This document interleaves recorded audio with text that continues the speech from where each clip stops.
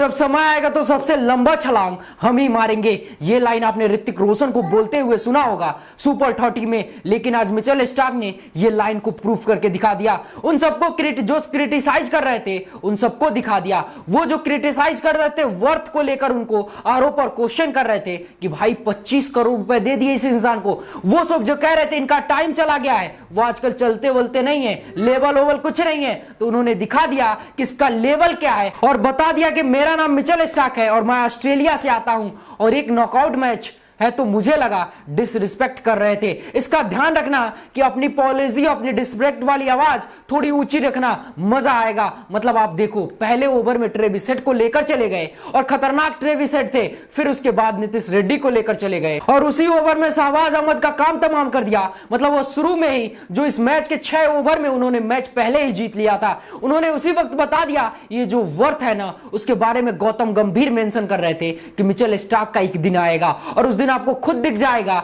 उनके होने से फास्टर बॉलरों को कितना फर्क पड़ता है। हमें पता है, लेकिन वो लोग जो सवाल कर रहे हैं मैं उनमें से नहीं हूं और आपको खुद पता चल जाएगा। मतलब मिचेल स्टार्क आते हैं, ट्रेविस हेड का स्टंप लेकर चले जाते हैं और वहीं पर लगा कि सारे कमजोर पड़ गए। फिर उसके बाद अभिषेक शर्मा का विकेट गिर जाता है, फिर रेड्डी गिरते हैं और फिर धीरे धीरे ऐसा लगा कि बस मैच में कुछ बचा नहीं है। वो थोड़ी बहुत कोशिश इधर उधर से कर लिए, लेकिन जिस काम के लिए आप स्टार्क को पैसे मिले थे आधे काम यहां कर दिया और बचा खर्चा पैसा ऐसा लग रहा है कि अगले मैच में कर देंगे। और जो ऑस्ट्रेलियन मेंटेलिटी होती है ना भाई नॉकआउट मैच का, उसके बाद T20 वर्ल्ड कप आने वाला है। हाँ, अब तक तो हम लिवर कर रहे थे इधर उधर, लेकिन अब चाहिए हमको फुल, क्योंकि बड़े मैचों में तो परफॉर्म करते ही हैं, वो बड़ी बात बड़ा होता है। अब सारी डिबेट बंद, सारी कंपटीशन बंद, क्योंकि अगर क्वालिफायर 3 में 3 ओवर में 3 विकेट लेकर 22 रन देते हैं खिलाड़ी, तो फिर बात अलग होती है। और वो किसके सामने? पैट कमिंस के सामने, उस टीम के सामने जिसने एग्रेशन खेलने की बात करी थी, उसके सामने जब आकर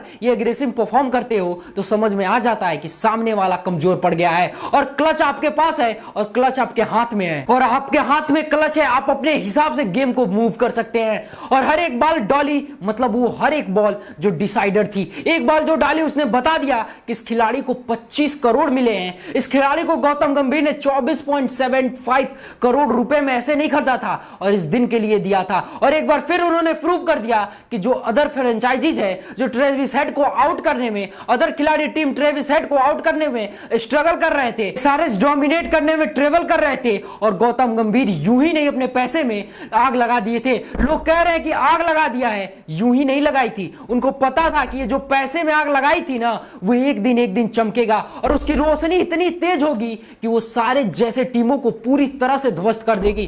वेल, आप क्या सोचते हैं? इस मिचेल स्टार्क को 25 करोड़ में खरीदा गया, ये कितना डोमिनेट रहा है और कितना एब्सोल्यूट रहा है? कमेंट सेक्शन में जरूर बताएं और ऐसी जानकारी पाने के लिए हमारे पेज को फॉलो करें और यूट्यूब चैनल को सब्सक्राइब जरूर कर लें। धन्यवाद। जय हिंद।